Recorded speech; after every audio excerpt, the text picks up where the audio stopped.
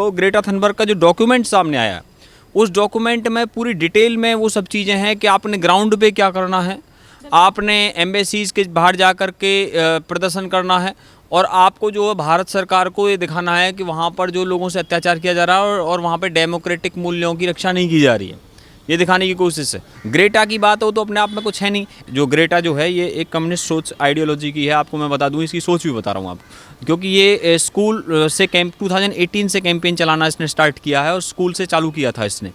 लेकिन अब मसला ये आया है कि अब इससे जो कुछ हुआ है ये करवाया गया है। रेहाना ने ट्वीट किया है, क्योंकि रेहाना ने ट्वीट इसलिए किया, उससे इसलिए करवाया गया है, उसने किया नहीं है, उससे करवाया गया क्योंकि उसके 100 मिलियन फॉलोअर हैं। अब रेहाना की अगर बात है, ये तो स्पेनिश में सॉन्ग्स आते हैं, उसके सॉन्ग्स इंग्लिश में आते हैं और वर्ल्ड वाइड जाते हैं, तो इसीलिए तो उसको चूज़ किया गया उनके द्वारा।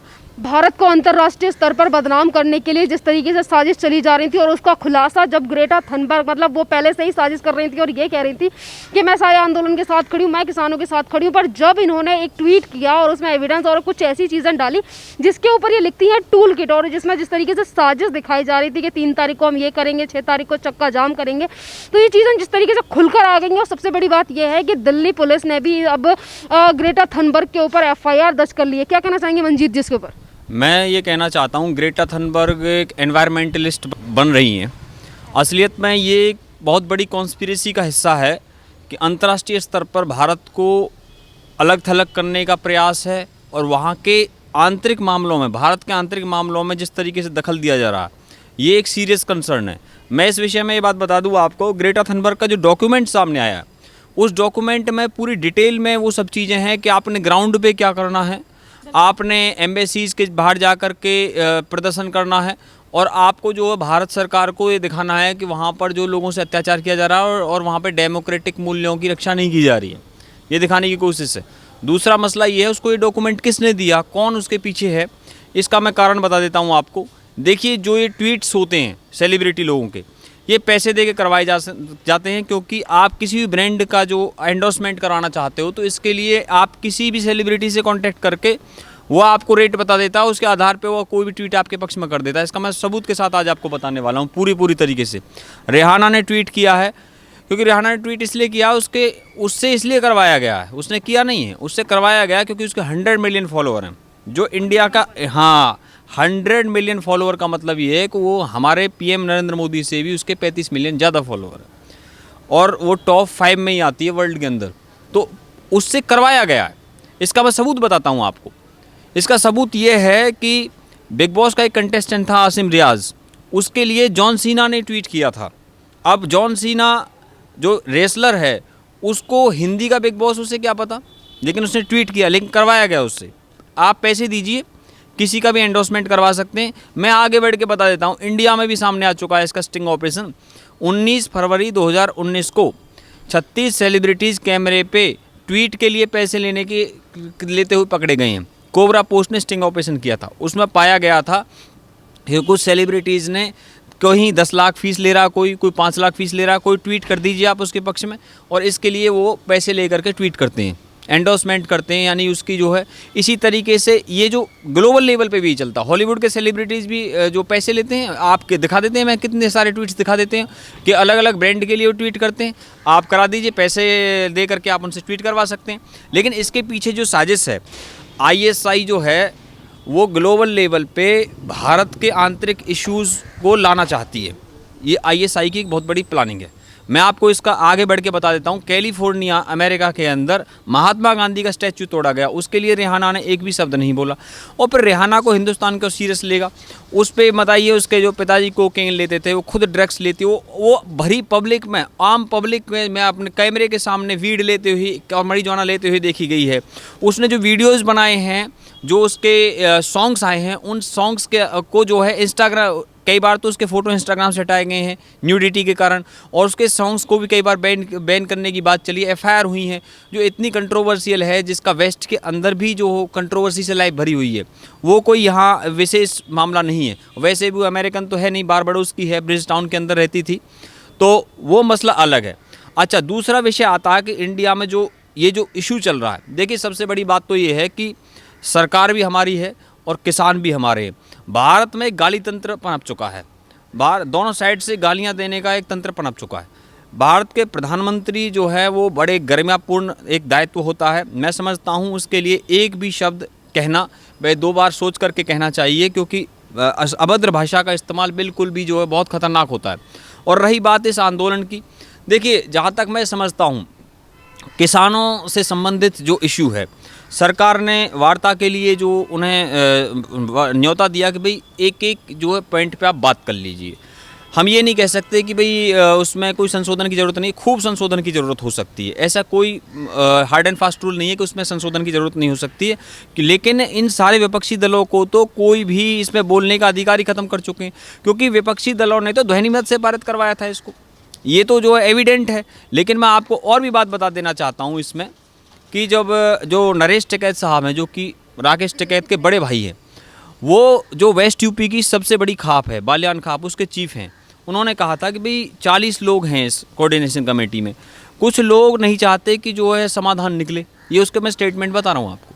और जहाँ तक बात है कि इतने लोगों में समाधान कैसे निकल सकता है, 40 लोगों को कोई कैसे कन्विंस करेगा। अगर 3 या 4 लोग तो होते तो शायद मुझे लगता अब तक तो इसमें सॉल्यूशन आ जाता। और जहाँ तक बात है, देखिए अब इसमें सिखों के बाद जाटों की बात आई हुई है।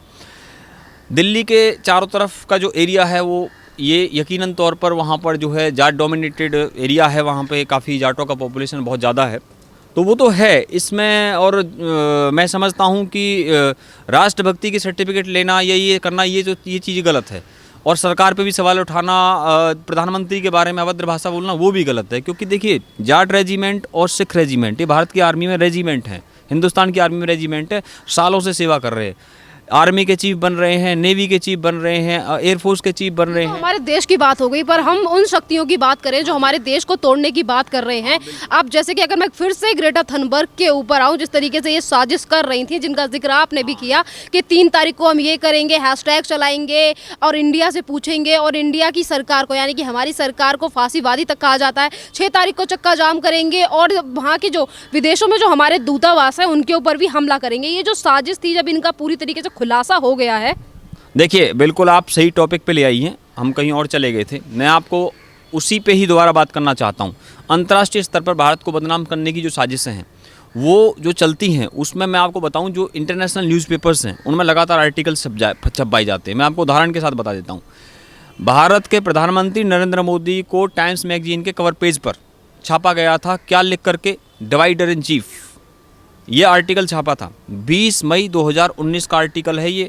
आतिश तसीर जो कि पाकिस्तान का है, यूके के अंदर रहता है, और वो बेटा है तवलीन सिंह का और सलमान तसीर का, जो पाकिस्तान में जिसको मार दिया गया है उसके बाप को। तो उन्होंने आर्टिकल भारत के प्रधानमंत्री नरेंद्र मोदी का कवर पे लिखा है डिवाइडर इन चीफ, यानी कि जो बांटने वाला। ये एक उसका जो एडिशन था मिडिल ईस्ट का, यूरोप का और साउथ ईस्ट एशिया का, और साउथ एशिया का जो एडिशन है टाइम्स मैगजीन का, उसके कवर पेज की स्टोरी थी ये। और ये ऐसा जो कैंपेन चलाया जाता है अंतर्राष्ट्रीय स्तर पर, उसमें जो भारत विरोधी तत्व हैं, आपको पता है जितने भी एंटी इंडिया के कैंपेन चलाने वाले लोग हैं, चाहे LTT है, चाहे वो जो है खालिस्तानी ग्रुप हैं, और चाहे उसमें ISI के ग्रुप में, उन सब के हेडक्वार्टर लंदन UK के अंदर हैं। मैं आपको ये भी बता दूँ, कुछ टाइम पहले जस्टिन ट्रूडो का बयान आया था। अब आप मुझे बताइए कि वो तो कनाडा के प्राइम मिनिस्टर हैं। अभी राहुल गांधी का बयान हमने देखा है, उसने भी ये कह दिया भाई भारत का आंतरिक मामला है। तो कभी कभी तो सही बात कर दी जाती है उनके द्वारा। राहुल गांधी का नाम लिया, यहाँ पर एक और सवाल किया। राहुल गांधी ये कह रहे हैं कि हमारा ये आंतरिक मामला है, और कल इन्हीं की पार्टी के सुरजेवाला जी ये कह रहे थे कि जो रिहाना ने ट्वीट किया हम उसका समर्थन करते हैं। 2 तरीके की राजनीति हो रही है कांग्रेस की तरफ से। देखिए कांग्रेस का बहुत समय से एक जो है ऐसा स्टैंड रहा है, वो उस पार्टी के अंदर ही जो अलग अलग ग्रुप्स हैं वो अलग अलग तरीके से सामने आते हैं और वो उनका खंडन नहीं करते कभी। उनकी एक खासियत रही है।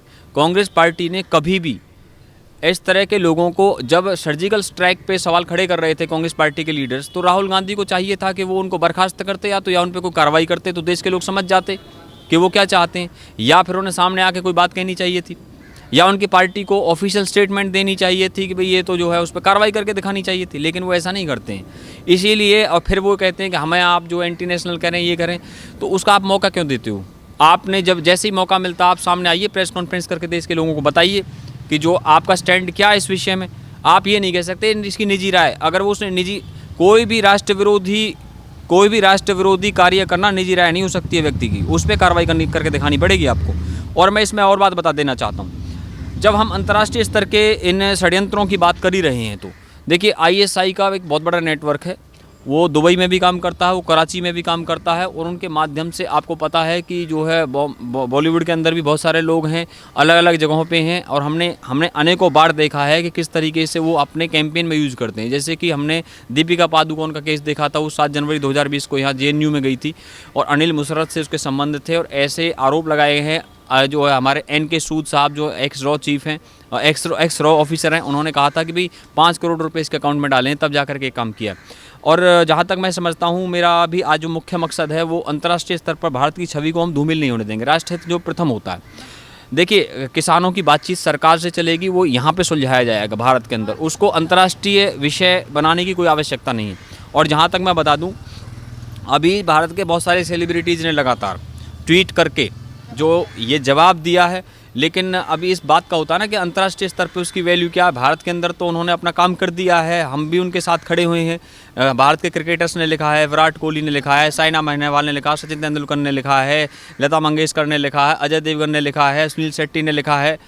मैं अब ये तो है, लेकिन अंतर्राष्ट्रीय स्तर पर उनकी वैल्यू क्या है, ये तो इस बात से पता लगता है ना, जो अंतर्राष्ट्रीय मीडिया में जाके अपने इंटरव्यूज़ देते हैं या जिनकी अंतर्राष्ट्रीय फॉलोइंग होती है। अब रिहाना की अगर बात है, ये तो स्पेनिश में सॉन्ग्स आते हैं, उसके सॉन्ग्स इंग्लिश में आते हैं और वर्ल्ड वाइड जाते हैं, तो इसीलिए तो उसको चूज़ किया गया उनके द्वारा। ग्रेटा की बात हो तो अपने आप में कुछ है नहीं, एनवायरमेंटलिस्ट की बात है, खुद मैंने जो एक इंडस्ट्रियल जोन को केमिकल मुक्त कराया फरीदाबाद के अंदर, और उसको कई चैनलों पर उसकी रिपोर्ट भी चली है, तो हम करवा के लाए हैं, लेकिन हमने तो उसका कहीं ढिंडोरा पीटा नहीं। लेकिन चक्कर क्या होता है कि जो ये कम्युनिस्ट लोग हैं, एक तरीके से जो ग्रेटा जो है ये एक कम्युनिस्ट सोच आइडियोलॉजी की है। आपको मैं बता दूं, इसकी सोच भी बता रहा हूँ आपको, क्योंकि ये स्कूल से 2018 से कैंपेन चलाना इसने स्टार्ट किया है और स्कूल से चालू किया था इसने।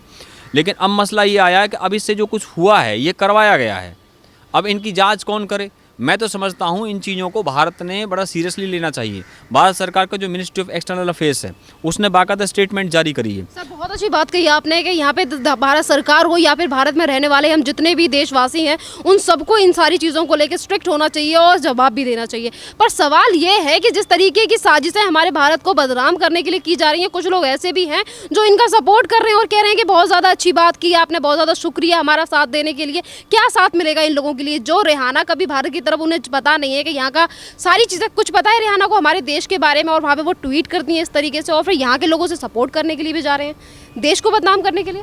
ये वो लोग हैं जो सॉन्ग सुनते हैं ना कि I want to see you walk like Rihanna, get all the wonder, bom diggy diggy bom bom, ये ऐसे सॉन्ग्स सुन करके अपनी राय बनाने वाले लोग हैं। तो मैं उसमें नहीं जाता, क्योंकि मसला सारा ये है कि देखिए हमारे लिए कोई रेलेवेंट नहीं है। इसके अलावा अगर हम बात करेंगे, उसमें मियाँ खलीफा का ट्वीट आया है। अब ये सब क्या है, ये कौन लोग हैं, क्या चीज़ है, ये अपने आप में बताइए। कोई ड्रग्स लेती है वो तो रिहाना तो, और मियाँ खलीफा के करियर के बारे में मुझे बताने की आवश्यकता नहीं है बिल्कुल भी। उसका जो पास्ट करियर रहा है, फ़िलहाल जो करियर फ़िलहाल नहीं है उसका, वो पास्ट करियर की हम बात कर रहे हैं, वो एक डिफरेंट इशू है।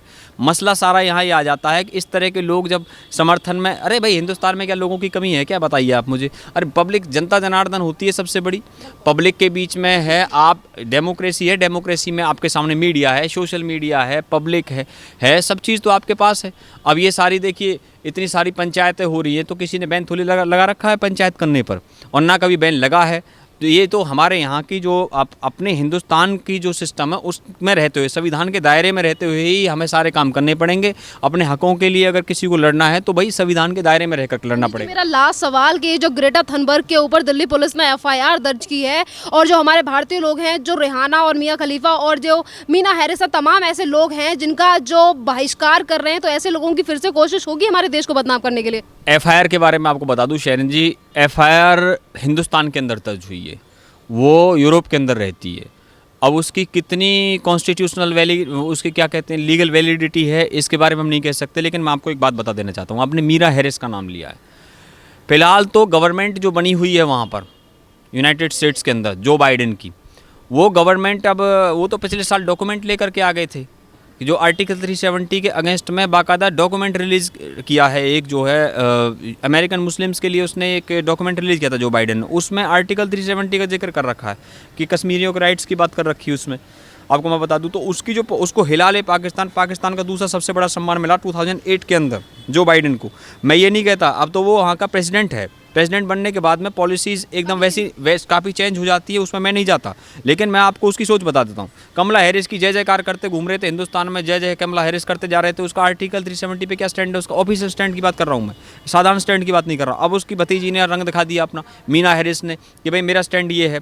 हमने तो पहले से ही इस चीज़ के बारे में, मैंने यहाँ पे भी एक बार आपसे जो बाइडेन को जो बॉलीवुड के विषयों में चर्चा करते हुए बात करी थी, लेकिन मैं अब यहाँ बहुत दिन बाद आए हैं और हम आपको ये बात बता देना चाहते हैं कि भैया जो कितना भी आप हिंदुस्तान को आप इस तरीके से वो कर लीजिए, लेकिन फिर भी हम कहते हैं कि सुनो गौर से दुनिया वालों, बुरी नज़र ना हम पे डालो, और चाहे जितना जोर लगा लो, सबसे आगे होंगे हिंदुस्तानी, तो आओ आ जाओ, तो इंडिया स्टैंड टुगेदर, इस पे सब ट्वीट कर रहे हैं। हम सब लोगों को इस पे ट्वीट करना चाहिए और पूरे भारत को एक साथ खड़े होना चाहिए। रही बात किसान की, देखो किसान तो इस देश की जान है, और चाहे चौधरी चरण सिंह हों, चाहे चौधरी महेंद्र सिंह टिकैत हों, और चाहे ये सब तो हमारे बहुत बड़े समझ लीजिए आइकन रहे हैं, और मैं उसमें न जाते हुए मुझे पता है एक दिन वार्ता से इसका समाधान निकल आएगा और मुझे पूरा विश्वास है। लेकिन फ़िलहाल तो हमने अंतर्राष्ट्रीय साजिश को एक्सपोज करना चाहिए, मेरा इस बारे में ये सोच है। धन्यवाद जी।